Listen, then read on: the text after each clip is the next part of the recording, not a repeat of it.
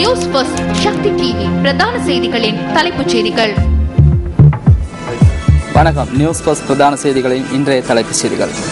அளுத்கம மற்றும் பேருவளை ஆகிய பகுதிகளில் தொடர்ந்தும் ஊரடங்கு சட்டம். மத்துகம ஹேனேகம பகுதியில் இடம்பெற்ற வாகன சம்பவத்தில் ஒருவர் பலி. இந்த சம்பவங்களுக்கு எதிர்ப்பு தெரிவிக்கும் வகையில் கிழக்கு மாகாணத்தின் பல பகுதிகளில் ஹர்த்தால். அளுத்கம சம்பவம் தொடர்பில் பேராசிரியர் கும்புருகமு வச்சிரத்தேரர் கருத்து. அளுத்கம சம்பவத்துடன் தொடர்புடைய நபர்கள் தொடர்பில் முன்னெடுக்கப்பட்ட சட்ட நடவடிக்கைகள் என்ன என எதிர்க்கட்சி தலைவர் பாராளுமன்றத்தில் கேள்வி எழுப்பியுள்ளார். பொலிவியாவின் அதி உயர் விருது ஜனாதிபதி மஹிந்த ராஜபக்சவுக்கு. வடக்கு மற்றும் கிழக்கு மாகாணங்களிலிருந்து இராணுவம் வெளியேற வேண்டும் என வடமாகாண முதலமைச்சர் மீண்டும் வலியுறுத்தல். இனி மேலும் பல விரிவான தகவல்களுடன் பிரதான கலையகத்தில் ரியாஸ் மற்றும் தார்னி. நன்றி த்ரிஷானோ. வணக்கம். வணக்கம். நீங்கள் இணைந்து கொண்டிருப்பது நியூஸ் ஃபர்ஸ்டின் பிரதான செய்திகளுடன். இனி விரிவான செய்திகள். அளுத்கம மற்றும் பேருவளை ஆகிய பகுதிகளில் ஏற்பட்ட பிரச்சினைக்கு எதிர்ப்பு தெரிவிக்கும் வகையில் நாட்டின் சில பகுதிகளில் இன்று ஹர்த்தால் அனுஷ்டிக்கப்பட்டது. இதன் காரணமாக கிழக்கு மாகாணத்தின் பல பகுதிகளில் இன்று இயல்பு நிலை பாதிக்கப்பட்டிருந்தது. அளுத்கம மற்றும் பேருவளை சம்பவங்களுக்கு எதிர்ப்பு தெரிவித்து காத்தாங்குடியில் இன்று கண்டன பேரணியொன்று நடைபெற்றது. ஆயிரக்கணக்கான மக்கள் இதில் கலந்து கொண்டிருந்தனர். முஸ்லிம் மக்களின் பாதுகாப்பை உறுதிப்படுத்துமாறும் மக்களின் உரிமைகளை பாதுகாக்குமாறும் இவர்கள் வலியுறுத்தினர். இந்த பாரிய கண்டன பேரணி காத்தாங்குடி மொஹியுத்தீன் ஜும்மா பள்ளிவாசலுக்கு அருகில் ஆரம்பமாகி காத்தாங்குடி பிரதேச செயலகம் வரை சென்றது.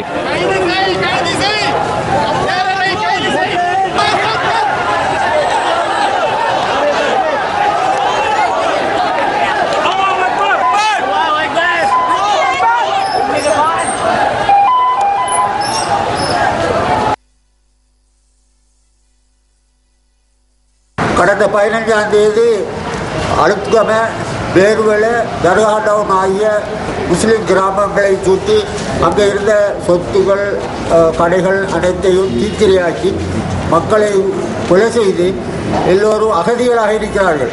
இந்த சொத்துகள் அனைத்தும் ஸ்ரீலங்கா கவர்மெண்ட்டுக்கு அரசாங்கத்துக்குரிய சொத்து தான். இந்த சொத்துகளெல்லாம் நாங்கள் அழிக்கிறதாலே எங்களை கிடைக்கிறது. எல்லோரும் இந்த இழப்பை ஈடு செய்ய வேண்டியது இருக்குது. இப்போது அங்கே அவங்கள் செய்கிற அநீதி அத்தனைக்கும் இங்கே எங்களை பகுதியில் வந்து இதை நிறுத்துகிறது எங்களை சொல்கிறாரு. குழப்பம் உள்ள பகுதியில் தான் நிறுத்த சொல்லணும்.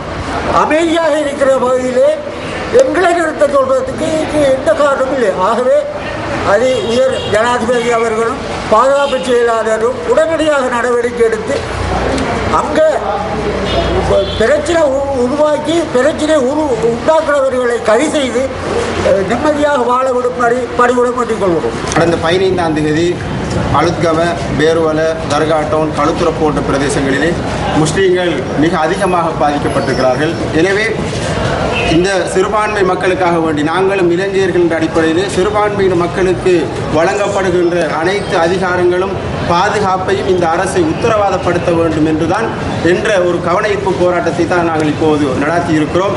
இதேவேளை அளுத்கம மற்றும் பேருவளை சம்பவங்களுக்கு எதிர்ப்பு தெரிவித்து காத்தாங்குடியில் இன்று ஹர்த்தால் அனுஷ்டிக்கப்பட்டது. மக்கள் தங்கள் கடைகளை மூடி எதிர்ப்பு தெரிவித்தனர்.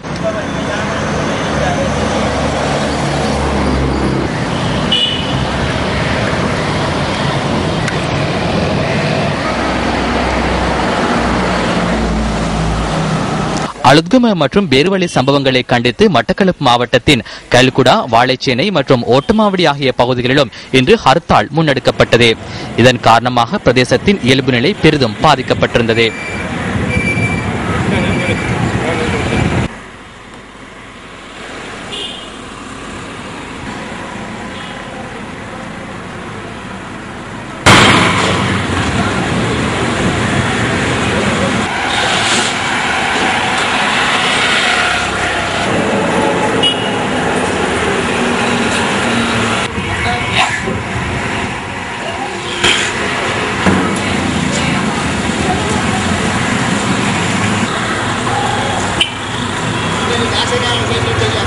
இதேவேளை மட்டக்களப்பு மாவட்டத்தின் ஏராவூர் பிரதேசத்திலும் இன்று ஹர்த்தால் அனுஷ்டிக்கப்பட்டது. வர்த்தக நிலையங்கள், உணவகங்கள் மற்றும் பொதுச்சந்தை என்பன இதன்போது மூடப்பட்டிருந்தன.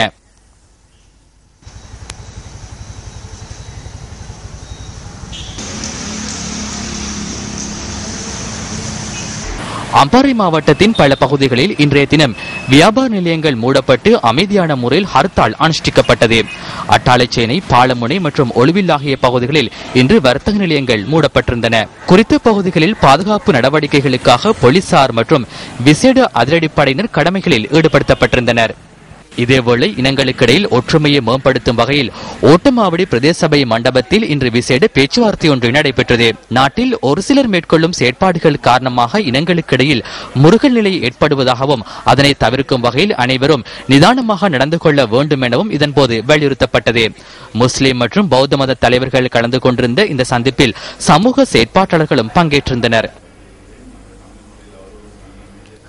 அலுத்கம மற்றும் பெருவெளி ஆகிய பிரதேசங்களில் தொடர்ந்தும் ஊரடங்கு சட்டம் அமுல்படுத்தப்பட்டுள்ளது. பிரதேசத்தின் பாதுகாப்பிற்காக போலீஸ் விசேட அதிரடிப்படையினர் மற்றும் ராணுவத்தினர் ஈடுபடுத்தப்பட்டுள்ளனர். இதேவேளை மத்துகம ஹேனிகம பகுதியில் நேற்றிரவு இடம்பெற்ற சம்பவத்தில் ஒருவர் உயிரிழந்துள்ளார். வெளிப்பண்ண நகரில் சில கடைகளுக்கும் நேற்று தீ வைக்கப்பட்டுள்ளது. மத்துகம ஹெனேகம பிரதேசத்தின் பண்ணை ஒன்றின் காவலாளி ஒருவர் இதன்போது உயிரிழந்துள்ளார். சம்பவத்தின் போது அவருடன் பணியாற்றிய மற்றொருவரும் காயமடைந்துள்ளார். 58 வயதான ஒருவரை உயிரிழந்துள்ளார். இதேவேளை வெளிப்பண்ண நகரில் சில வர்த்தக நிலையங்கள் மீது நேற்றிரவு சிலர் தாக்குதல் நடத்தியுள்ளனர். எனினும் இன்று மதியம் நிலைமை கட்டுப்பாட்டுக்குள் கொண்டுவரப்பட்டிருந்ததுடன் பிரதேசத்தின் பாதுகாப்பும் பலப்படுத்தப்பட்டிருந்தது. வேறு பகுதிகளில் இருந்து வந்தவர்களை இவ்வாறு செயற்படுவதாக வெளிப்பண்ண பிரதேச மக்கள் தெரிவிக்கின்றனர். வெளியில் இருந்து வந்தவர்களை இதனை செய்துள்ளார்கள் என்பதில் எமக்கு நம்பிக்கை உள்ளது. எந்தவித பிளவுகளும் எமக்கிடையில் இல்லை. வெள்ளப்பெருக்கின் போது அவர்கள் எமக்கு உணவளிப்பர். நாம் அவர்களுக்கு உணவுகளை வழங்குவோம். கிராம மக்களுக்கு இதனுடன் தொடர்பு இல்லை. வெளியில் இருந்து வந்தவர்கள் இதனை செய்துள்ளதாக சிலர் கூறியுள்ளனர். அது தொடர்பில் நாம் தற்போது ஆராய்கின்றோம். கொழும்பு குற்றத்தடுப்பு பிரிவு அது குறித்து விசாரணைகளை மேற்கொள்கின்றது. அந்த பிரதேசத்திலோ அல்லது வேறு பிரதேசங்களில் இருந்து வந்தவர்களோ இதனுடன் தொடர்பட்டிருந்தால் நாம் அவர்களுக்கு எதிராக நடவடிக்கை எடுப்போம். தற்போது அலுத்கம, பேருவளை, மத்துகம, வெளிப்பன் ஆகிய போலீஸ் நிலையங்களினூடாக 41 பேர் கைது செய்யப்பட்டுள்ளனர். அவர்களில் 25 பேர் விளக்கமறியலில் வைக்கப்பட்டுள்ளனர்.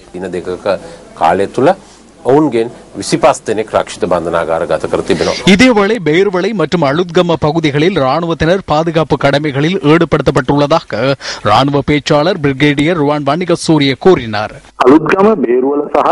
அலுத்கம, பேருவளை மற்றும் அதனை அண்மித்த பகுதிகளில் ஏற்பட்ட நிலைமையை கருத்தில் கொண்டு போலீசார் விடுத்த வேண்டுகோளுக்கு அமைய இராணுவத்தினரும் பாதுகாப்பு கடமைகளில் ஈடுபடுத்தப்பட்டுள்ளனர்.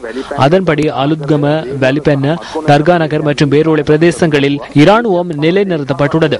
போலீசாருடன் இணைந்து அவர்கள் பிரதேசத்தின் பாதுகாப்புக்காக செயல்படுகின்றனர். இன்று காலை 8 மணியிலிருந்து 4 மணித்தியாலங்கள் பேருவளை மற்றும் அலுத்கம பிரதேசங்களில் ஊரடங்கு சட்டம் தளர்த்தப்பட்டது. எனினும் மதியம் 12 மணி முதல் மீண்டும் அந்த பகுதிகளில் ஊரடங்கு சட்டம் அமுல்படுத்தப்பட்டுள்ளது. இதேவேளை மதுகம மற்றும் பேருவளை ஆகிய பகுதிகளில் ஏற்பட்ட அமைதியின்மையின் போது காயமடைந்து 23 பேர் களுத்துறை வைத்தியசாலையில் சிகிச்சை பெற்று வருவதாக வைத்தியசாலையின் பணிப்பாளர் டாக்டர் பிரதீப் விஜயசிங்க கூறினார். அலுத்கம சம்பவம் தொடர்பில் எடுத்த சட்ட ரீதியிலான செயற்பாடுகள் தொடர்பில் எதிர்க்கட்சித் தலைவர் ரணில் விக்ரமசிங்க இன்று பாராளுமன்றத்தில் கேள்வி எழுப்பினார். ජූනි 15 වෙනි දින බේරුවල ප්‍රදේශයේදී ඇති වූ සිද්ධිය නිසා උද්ගත වී ඇති අර්බුදකාරී තත්ත්වය පිළිබඳ මම මේ ගරු සභාවේ අවධානය යොමු කරවීමට කැමැතියි. ඊට දින කිහිපයකට පෙර අලුත්ගම වෙළඳ සැලකට පහර දීමේ සිද්ධියක් ஜூன் 15ஆம் தேதி பேருவளை பகுதியில் ஏற்பட்ட சம்பவம் தொடர்பில் நான் இந்த சபையின் கவனத்திற்கு கொண்டு வருகின்றேன். இந்த சம்பவத்துக்கு சில நாட்களுக்கு முன்னர் அலுத்கம பகுதியில் வர்த்தக நிலையம் ஒன்றின் மீது தாக்குதல் மேற்கொள்ளப்பட்டது. அத்துடன் தேரர் ஒருவர் பயணித்த வாகனம் ஒன்றின் மீது தாக்குதல் மேற்கொள்ளப்பட்ட சம்பவம் ஒன்றும் பதிவானது. தேரரின் கை வெட்டப்பட்டுள்ளதாக இதன் போது பொய் வதந்தி பரவியது. எனினும் இதுபோன்ற சம்பவங்கள் இனிமேலும் ஏற்படாமல் இருக்க நடவடிக்கை எடுப்பதற்கு பதிலாக அதனை உக்கிரமடைய வைக்கும் நிலைமையை அரசாங்கம் ஏற்படுத்தியுள்ளது. இதன் பிரதிபலனாக இனவாதத்தை தூண்டி பாரிய அளவில் உடைமைகளையும் உயிர்களையும் இழக்க வேண்டி ஏற்பட்டுள்ளது. 15ஆம் தேதி பொதுபல சேனா உள்ளிட்ட சில அமைப்புகள் பகிரங்க கூட்டம் ஒன்றை நடாத்தியுள்ளது. இந்த கூட்டத்துக்கு பஸ்கள் மூலம் வெளியிலிருந்து மக்கள் அழைத்து வரப்பட்டுள்ளனர். அதே போன்று அந்த கூட்டத்தில் ஆற்றிய உரை மூலம் இனவாதத்தை தூண்டியுள்ளனர். பின்னர் அவர்கள் பேரணியாக முஸ்லிம் மக்கள் செறிந்து வாழும் தர்கா நகர் நோக்கி சென்றுள்ளார்கள். அலுத்கமில் இருந்து ஏன் அவர்கள் தர்கா நகர் செல்ல வேண்டும்? இது எவருக்கும் புரிவதில்லை. தர்கா நகர் என்பது முஸ்லிம்கள் செறிந்து வாழும் பிரதேசமாகும். எனினும் அலத்கம பகுதியிலே பிரச்சினை ஏற்பட்டது. இதன் மூலம் பிரதேசத்தில் முஸ்லிம் மற்றும் சிங்கள மக்களுக்கிடையே பிரச்சினை ஏற்பட முடியும் என பிரதேசத்தின் தேரர்கள் ஏற்கனவே கூறியுள்ளனர். எனவே முன்கூட்டியே செயற்பட்டால் பிரச்சினைகளை தவிர்க்க முடியும் எனவும் இனவாதத்தை தூண்டும் செயற்பாடுகளை நிறுத்த முடியும் எனவும் அவர்கள் கூறியுள்ளார்கள். எனவே இந்த சம்பவம் தொடர்பில் முழுமையான ஒரு அறிக்கையை கோருகின்றோம். என்ன காரணத்துக்காக அரசாங்கம் இந்த சம்பவம் பரவும் வரை பார்த்து கொண்டிருந்தது என நாம் பிரதமரிடம் கேட்கின்றேன். குறிப்பாக இந்த கூட்டத்துக்கு அனுமதி வழங்கிய அதிகாரி யார் எனவும் கேட்க விரும்புகின்றேன். විමසා සිටීමට කැමති. විශේෂයෙන්ම කවුද මේ රැස්වීමට අනුබල දුන්න නිලධාරියා කවුද කියලා අපි දැනගන්න කැමතියි. මෙම පහර දීමට සම්බන්ධ සහකරුවන් 3 දෙනෙකු අත්අඩංගුවටගෙන අධිකරණයට ඉදිරිපත් කර පක්ෂිත බන්ධනාගාරගත කරන ලදී. රෝහල් ගත කළ සමිත ස්වාමීන් වහන්සේ රෝහලින් බැහැර කළ இந்த தாக்குதல் சம்பவம் தொடர்பில் 3 பேர் கைது செய்யப்பட்டு விளக்கமறியலில் வைக்கப்பட்டுள்ளனர். சபித்த தேரர் 15ஆம் தேதி வைத்தியசாலையிலிருந்து வெளியேறினார். எனவே அவரை வரவேற்பதற்காக கோரப்பட்டிருந்த வைபவத்துக்கு அனுமதி வழங்கப்பட்டது. வைபவத்தின் பின்னர் அந்த தேரர் தங்கியுள்ள தர்கா நகரின் குருந்துவட்ட விஜயராம விகாரைக்கு சென்றுள்ளனர். எனவே அந்த விகாரைக்கு தர்கா நகரின் பள்ளிவாசலுக்கு முன்பாகவே செல்ல வேண்டும். ஆகவே அந்த பயணத்தை முன்னெடுக்க பள்ளிவாசலின் அனுமதி பெற்று அமைதியான முறையில் செயற்படுவதாக இணக்கம் தெரிவித்தனர். எனினும் தேரர்கள் பயணித்த வாகனம் மீது கற்களால் சிலர் தாக்குதல் மேற்கொண்டமையினால் இந்த நிலைமை ஏற்பட்டுள்ளது. இதன்போது உடைமைகளுக்கு சேதம் விளைவிக்கப்பட்டுள்ளதுடன் 6 போலீசார் தேரர் உட்பட 44 பேர் வைத்தியசாலையில் அனுமதிக்கப்பட்டுள்ளனர். இவர்களில் சிங்களம் மற்றும் முஸ்லிம் மக்கள் இரு தரப்பினரும் அடங்குகின்றனர். அவர்களில் 2 உயிரிழந்துள்ளனர். இதனை கட்டுப்படுத்த போலீசாரினால் எடுக்க முடியுமான அனைத்து நடவடிக்கைகளும் எடுக்கப்பட்டதுடன் பிரதான சம்பவம் தொடர்பில் இரகசிய போலீசாரும் குற்ற தடுப்பு பிரிவும் விசாரணைகளை ஆரம்பித்துள்ளது. සියලු ක්‍රියාමාර්ගයන් අනුගමනය කළ අතර ප්‍රධාන සිද්ධීන් පිළිබඳව රහස් පොලිසිය හා කොළඹ අපරාධ කොට්ටාසය විසින් පරීක්ෂණ දැනටමත් ආරම්භ කර ඇත. අපි කියන්නේ අද පක්ෂ නායකයින් හැටියට අපි රැස් වෙලා මොකද්ද අපිට මේක නවත්තන්න පුළුවන් කියලා හිතමු. මොනබතුවා කියන්න වගේ මොනවා හරි වැරදි පෙරේලක් තියෙනවා නම් ඒකට පොලිසියට දැනුම් දෙන්න එච්චරයි තියෙන්නේ අගමැතිතුමනි. ඒ වැරදි වලට ක්‍රියාමාර්ගයක් අනුගමනය කරන්න ලෑස්ති කියන එක කොහොම පැහැදිලිව මේ සභාවට ප්‍රකාශ කරනවා. அலுத்கம மற்றும் பேருவளை ஆகிய பகுதிகளில் இடம்பெற்ற சம்பவங்கள் தொடர்பில் ஸ்ரீலங்கா அமரபுர பீடத்தின் மகாநாயக்க தேரர் தௌல்தன ஞானிசர தேரர் அறிக்கையொன்றை வெளியிட்டுள்ளார். பேருவளை, அலுத்கம மற்றும் தர்கா நகர் ஆகிய பிரதேசங்களில் தற்போது அமைதியின்மை காணப்படுவதாக அவர் வெளியிட்டுள்ள அறிக்கையில் குறிப்பிட்டுள்ளார். பௌத்தர்கள் என்ற வகையில் இன மத பேதங்களின்றி அனைவரும் சமாதானத்துடன் வாழ்ந்த நாடு இலங்கை என அவர் சுட்டிக்காட்டியுள்ளார்.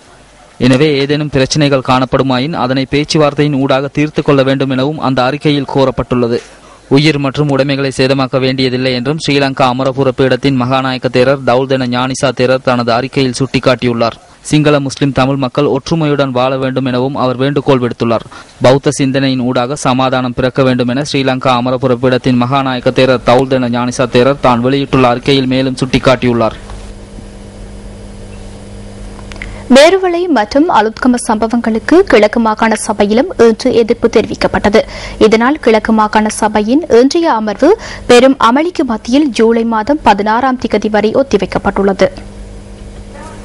மாகாண சபையின் தவிசாளர் ஆரியவதி கணபதி தலைமையில் கிழக்கு மாகாண சபை இன்று முற்பகல் கூடியது. அலுத்கம மற்றும் பேருவளை ஆகிய பகுதிகளில் ஏற்பட்ட அமைதியின்மை தொடர்பில் ஸ்ரீலங்கா முஸ்லிம் காங்கிரஸ் உறுப்பினர்கள் மாகாண சபையில் பிரேரணை ஒன்றை சமர்ப்பிக்க முயன்றதை அடுத்து சபையில் கடும் வாத பிரதிவாதங்கள் ஏற்பட்டிருந்தன. இதன் காரணமாக 3 சந்தர்ப்பங்களில் சபை நடவடிக்கைகளை ஒத்திவைப்பதற்கு தவிசாளர் ஆரியவதி கணபதி நடவடிக்கை எடுத்தார். மாகாண சபையின் இன்றைய அமர்விற்கு ஸ்ரீலங்கா முஸ்லிம் காங்கிரஸ் உறுப்பினர்கள் கருப்பு பட்டி அணிந்து வருகை தந்திருந்தமை குறிப்பிடத்தக்கது. இதேவேளை அலுத்கம மற்றும் பேருவளை ஆகிய பகுதிகளில் ஏற்பட்ட அமைதியின்மைக்கு கண்டனம் தெரிவிக்கும் பிரேரணையை சபையில் சமர்ப்பிப்பதற்கான சந்தர்ப்பம் வழங்கப்படாமை தொடர்பில் கிழக்கு மாகாண சபையின் ஸ்ரீலங்கா முஸ்லிம் காங்கிரஸ் உறுப்பினர்கள் அதிருப்தி வெளியிட்டுள்ளனர். மாகாண சபையின் தற்போதைய தவிசாளரை பதவியில் இருந்து நீக்க வேண்டும் என தீர்மானித்துள்ளதாக ஸ்ரீலங்கா முஸ்லிம் காங்கிரசின் குழு தலைவர் AAM ஜமீல் தெரிவித்தார். எப்படியேனும் இதை எடுப்பதில்லை என்ற முடிவினை அடம்பிடித்தது என்ற காரணத்தினால் நாங்கள் உருவாக்கிய இந்த தவிசாளர் எங்களுடைய அந்த சமூகத்தின் இன்றைய பிரச்சனையின் விடயங்களை நாங்கள் இந்த சபையிலே கூற முடியாது, தடுக்கின்ற தவிசாளர் தேவையில்லை என்ற முடிவுக்கு இன்று ஸ்ரீலங்கா முஸ்லிம் காங்கிரஸ் குழு வந்து அதை நாங்கள் அடுத்த நடவடிக்கையாக இந்த சபையினுடைய தவிசாளரை மாற்றுவதற்கான நடவடிக்கையை நாங்கள் மேற்கொண்டு எங்களுடைய பூர்ண எதிர்ப்பினை தெரிவித்து நாங்கள் இன்று சபையிலே இருந்து சபையை வெளிநடப்பு செய்திருக்கின்றோம். පක්ෂ නායක ටික එකතු වෙලාද න්‍යාය පත්‍රයට අනුව වැඩ කටයුතු ආරම්භ කරන්න තීරණය කරා. ඒ ආරම්භ කරන මොහොතේ கட்சி தலைவர்கள் ஒன்று கூடிய நிகழ்ச்சி நிரலுக்கு அமைவாக செயற்பட தீர்மானித்தனர். இன்றைய அமர்வுகளின் போது புதிதாக பதவியேற்ற புதிய உறுப்பினரின் கன்னியுரை இருந்தது. இந்த சந்தர்ப்பத்தில் மாகாண சபை உறுப்பினர் ஜமீல் அவசர பிரேரணையொன்றை என்னிடம் கையளித்தார். எனினும் சட்ட விதிகளின் பிரகாரம் அந்த பிரேரணையை சபைக்கு எடுத்துக்கொள்ள முடியாத நிலை ஏற்பட்டது. இன்றைய நிகழ்ச்சி நிரலில் இருந்த அனைத்து பிரேரணைகளையும் எடுத்ததன் பின்னரே குறித்த பிரேரணையை எடுக்க முடியும் என நான் கூறினேன். அதன் பின்னர் சபைக்குள் நான் சென்றேன். புதிய உறுப்பினர் தனது கன்னி உரையை நிகழ்த்த முற்பட்ட போது உறுப்பினர் ஜமீல் அதற்கு இடையூறு விளைவித்தார். அதன் பின்னர் நான் சபை நடவடிக்கைகளை ஒத்திவைத்தேன். ජමීල් මන්ත්‍රීතුමා ඒකට බාධා කරමින් ගෝස කරමින් කලහකාරී විදිහට හැසිරුණා. හැසිරුණාට පස්සේ මම සභාව කල් තබලා இலங்கைக்கான பயணங்களை மேற்கொள்வது தொடர்பில் விழிப்புடன் செயற்படுமாறு தமிழ்நாட்டு பிரஜைகளுக்கு ஆஸ்திரேலிய அரசாங்கம் அறிவுறுத்தல் விடுத்துள்ளது.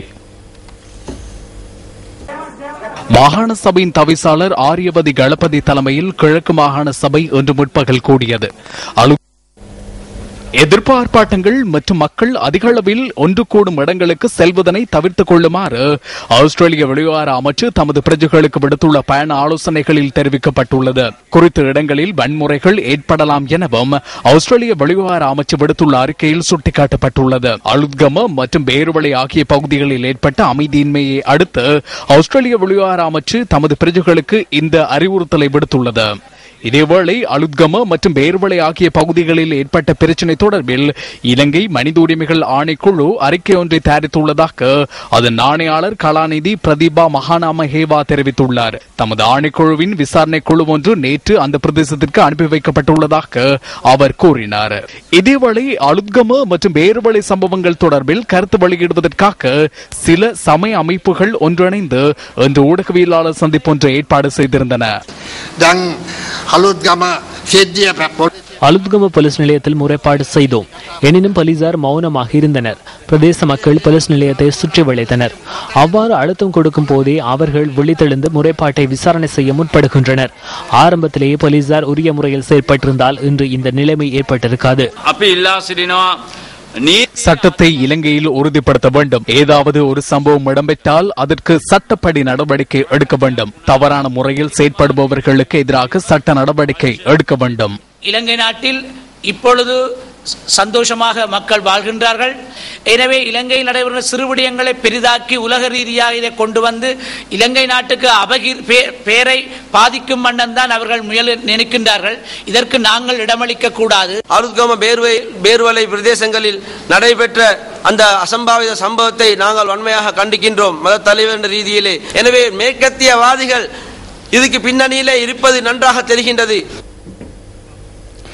இலங்கை மனித உரிமைகள் தொடர்பில் விசாரணை செய்யவுள்ள சர்வதேச குழு நாட்டுக்கு பிரவேசிப்பதற்கு அனுமதிக்க கூடாது என தெரிவித்து சமர்ப்பிக்கப்பட்ட பிரேரணை தொடர்பிலான கருத்து கணிப்பொன்று நாளை நடாத்தப்பட உள்ளது. இதுகுறித்து தமிழ் தேசிய மக்கள் முன்னணி கருத்து வெளியிட்டது. ஆனாலும் கூட அந்த மனித உரிமைகளை தயாரிக்கின்ற அடிப்படையிலாவது ஐநாவினுடைய விசாரணை குழு அதிகாரிகள் இலங்கைக்குள்ள வர்றதை தமிழ் தேசிய மக்கள் முன்னணியினராகிய நாங்கள் முழுமையாக வரவேற்கிறோம். அவர்கள் இங்க வர்ற பட்சத்துல அதற்கு வேண்டிய ஒத்துழைப்புகளை நாங்கள் முழுமையாக வழங்குறதுக்கு நாங்கள் தயாராக இருக்கிறோம். கூட்டமைப்பு தலைவர்கள் இந்த நேரத்தில் நிக்காம போனவர்கள் என்பது தொடர்பாக மக்கள் அதை விளங்கிக் கொள்வார்கள் என்று நான் நினைக்கிறேன்.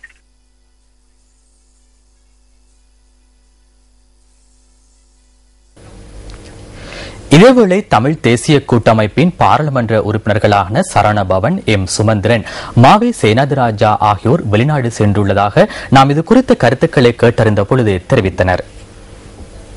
சமாதானம் மற்றும் ஜனநாயகத்திற்காக வழங்கிய ஒத்துழைப்புகளை வரவேற்கும் வகையில் பொலிவியா அரசாங்கத்தினால் ஜனாதிபதி மஹிந்த ராஜபக்சவிற்கு விசேட விருது ஒன்று வழங்கப்பட்டுள்ளது. பொலிவியாவின் அதி உயர் விருது இதுவென்பதும் குறிப்பிடத்தக்கது. ஜனநாயக பிரதிநிதி மாசிலோ குயிரோகா சென்டா குரூஸ் பாராளுமன்ற விருது நேற்று பொலிவியாவின் லாபஸ் நகரில் உள்ள தேசிய மாநாட்டு மண்டபத்தில் ஜனாதிபதி மஹிந்த ராஜபக்சவுக்கு வழங்கப்பட்டது. இந்த விருதை அந்த சபையின் தலைவர் மற்றும் பொலிவியாவின் உப ஜனாதிபதி ஆல்வாரோ காசியோ லியோனோரா வழங்கினார். I am conscious of the significance of this prestigious. எனக்கு வழங்கப்பட்டுள்ள இந்த கௌரவமான விருதின் பெருமதியை நான் அறிவேன். உங்களினாலும் மதிப்புக்குரிய சபாநாயகராலும் தெரிவிக்கப்பட்ட கருத்துக்கள் தொடர்பில் நான் நன்றிகளை தெரிவித்துக் கொள்கின்றேன். பயங்கரவாதத்தை தோற்கடித்து இலங்கையில் சமாதானம் மற்றும் அபிவிருத்தி நடவடிக்கைகளை முன்னெடுக்கின்றமைக்காக ஜனாதிபதி மஹிந்த ராஜபக்சவிற்கு இந்த கௌரவமான விருது வழங்கப்பட்டுள்ளதாக பொலிவியா தெரிவித்துள்ளது. மனித உரிமை மற்றும் பொலிவியா உள்ளிட்ட தெற்கமெரிக்க நாடுகளுடனான தொடர்புகளை வலுப்படுத்திக் கொள்கின்றவைக்கு ஒத்துழைப்புகளை வழங்குவதற்காக இந்த விருது வழங்கி கௌரவிக்கப்பட்டுள்ளது. ஐக்கிய நாடுகளின் செயலாளர் நாயகம் பான் கி மூனும் இந்த விருதுக்காக பரிந்துரைக்கப்பட்டிருந்ததாக ஜனாதிபதியின் பேச்சாளர் மற்றும் சர்வதேச ஊடக பிரிவு குறிப்பிடுகின்றது. இதேவேளை ஜனாதிபதி மஹிந்த ராஜபக்சவிற்கும் பொலிவிய ஜனாதிபதி ஈவோ மொராலஸ் ஆகியோருக்கும் இடையிலான இருதரப்பு கலந்துரையாடல் ஒன்று நேற்று இடம்பெற்றது. இலங்கைக்கு ஒத்துழைப்புகளை வழங்கி செயற்பட தாம் தயாராக உள்ளதாக பொலிவிய ஜனாதிபதி இதன்போது தெரிவித்துள்ளார்.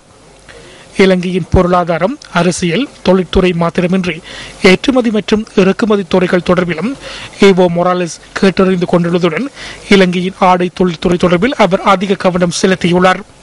இந்த விஜயமானது தெற்கமெரிக்க அரசாங்கத்துடன் ராஜதந்திர தொடர்புகள் மற்றும் பொருளாதார வர்த்தக தொடர்புகளை ஏற்படுத்திக் கொள்வதற்கான புதிய ஆரம்பம் என தெரிவித்துள்ள ஜனாதிபதி, புதிய இனத்தவர்களுடன் நட்புறவை ஏற்படுத்திக் கொள்ளுதல் அரசாங்கத்தின் கொள்கை எனவும் குறிப்பிட்டுள்ளார். அத்துடன் இலங்கைக்கான விஜயம் ஒன்றை மேற்கொள்ளுமாறு பொலிவிய ஜனாதிபதிக்கு ஜனாதிபதி மஹிந்த ராஜபக்ச அழைப்பு விடுத்துள்ளார். இந்த கலந்துரையாடலின் போது ஜனாதிபதி மஹிந்த ராஜபக்சவிற்கு இராணுவ மரியாதையும் வழங்கப்பட்டமை குறிப்பிடத்தக்கது. வடக்கு மற்றும் கிழக்கு மாகாணங்களில் நிலை கொண்டுள்ள ராணுவத்தினர் அங்கிருந்து உடனடியாக வெளியேற்றப்பட வேண்டுமென வடமாகாண முதலமைச்சர் சி வி விக்னேஸ்வரன் தெரிவித்துள்ளார். முல்லைத்தீவு பகுதியில் உள்ள பல பகுதிகளுக்கும் வடமாகாண முதலமைச்சர் சி வி விக்னேஸ்வரன் இன்று விஜயம் மேற்கொண்ட போதே இதனை தெரிவித்துள்ளார். இன்று முற்பகல் முல்லைத்தீவுக்கு சென்ற வடமாகாண முதலமைச்சர் உள்ளிட்ட குழுவினர் அந்த பகுதிகளில் வாழும் மக்களின் பிரச்சினைகள் குறித்து ஆராய்ந்துள்ளதாக எமது செய்தியாளர் தெரிவித்தார். வடமாகாண சபையின் உறுப்பினர்கள், தமது தேசிய கூட்டமைப்பின் பாராளுமன்ற உறுப்பினர்கள் உள்ளிட்ட மேலும் பலர் இந்த விஜயத்தில் இணைந்து கொண்டிருந்ததாக எமது செய்தியாளர் கூறினார். முல்லைத்தீவு துணுக்காய் பகுதியில் சட்டவிரோதமாக இயங்கி வரும் 2 கருங்கல் குவாரிகளையும் இந்த குழுவினர் பார்வையிட்டுள்ளனர்.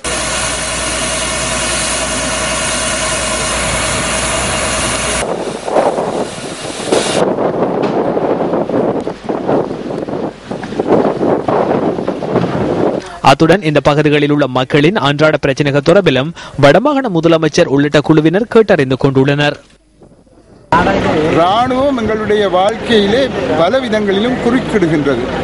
எங்களுடைய வடமாகாண மக்களினுடைய வாழ்க்கை தரம், வாழ்க்கையினுடைய இயல்பு நிலை எல்லாவற்றையும் பாதிக்கின்றது இந்த ராணுவம் இங்கே இருப்பதால்.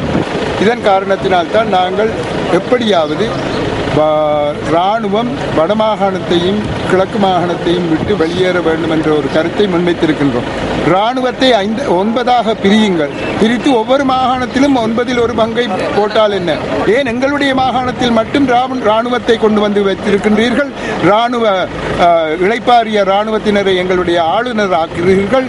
கிழக்கு மாகாணத்திலும் அவ்வாறே செய்கின்றீர்கள். தேவை ஏற்படின் நீதிமன்றங்களுக்கு செல்ல வேண்டிய அவசியம் இருந்தால் கட்டாயம் நீதிமன்றங்களுக்கு செல்வோம் என்பதை கூறியிருக்கிறேன்.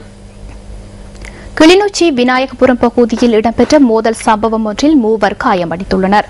இந்த சம்பவம் இன்று அதிகாலை 3 மணியளவில் இடம்பெற்றதாக எமது பிராந்திய செய்தியாளர் தெரிவித்தார்.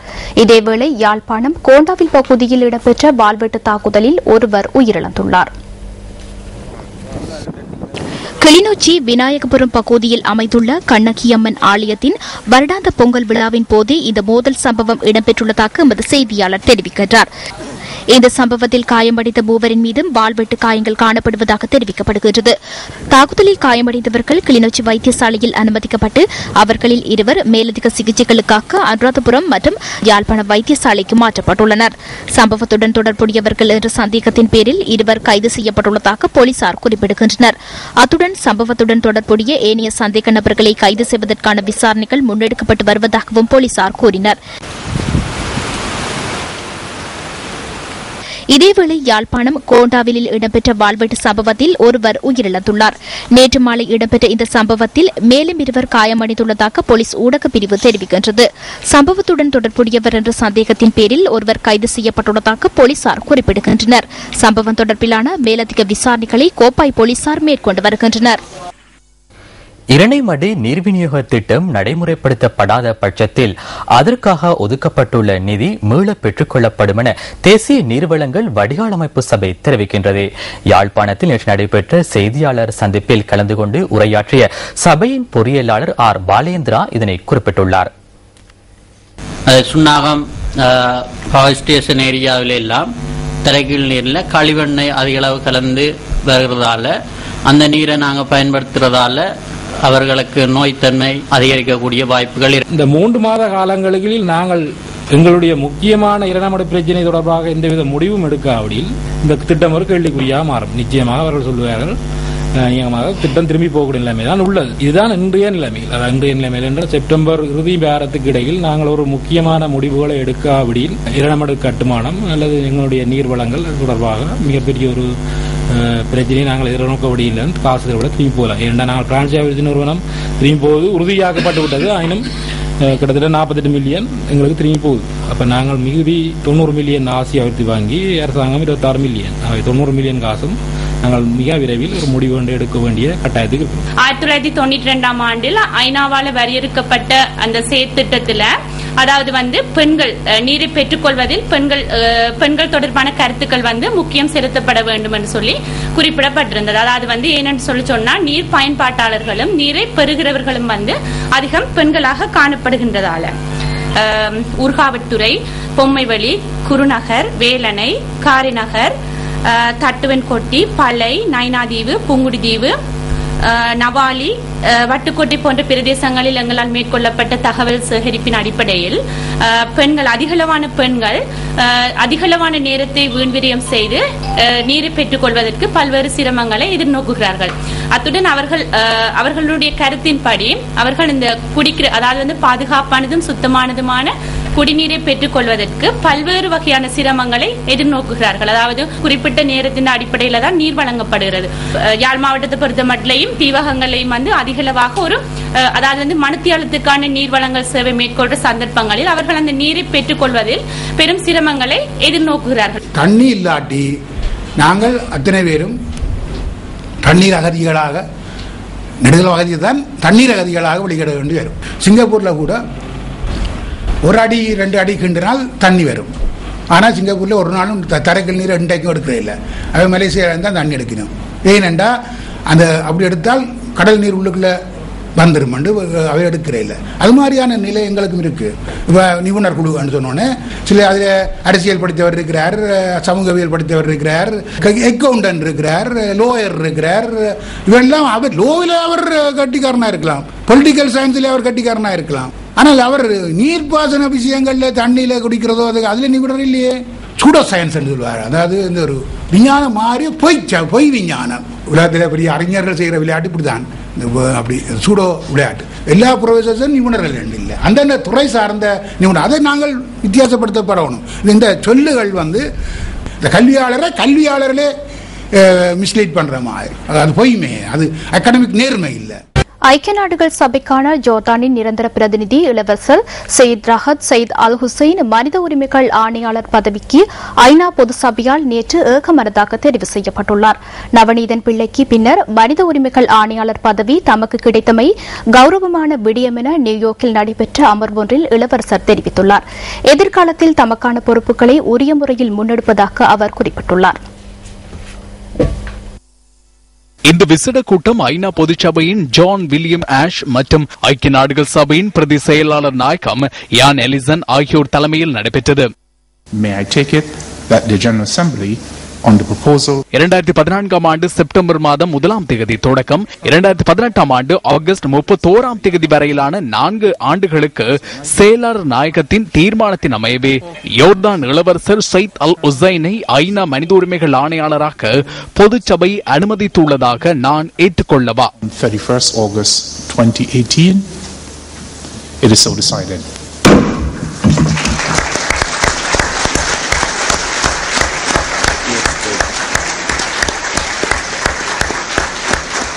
ஐநா மனித உரிமைகள் ஆணையாளராக இளவரசர் சயித் அல் உசைன் நியமிக்கப்பட்டமைக்கு வளைய நாடுகள் மற்றும் பிரதிநிதிகள் பலர் வாழ்த்துக்களை தெரிவித்துள்ளனர்.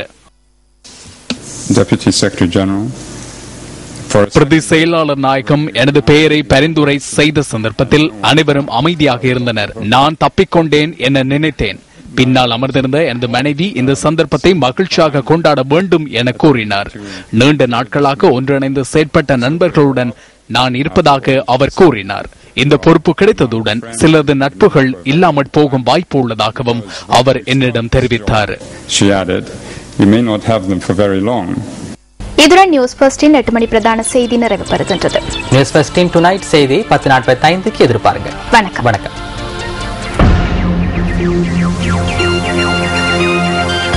Hotline 0114-896-896 www.newsfirst.lk. Feedback at newsfirst.lk.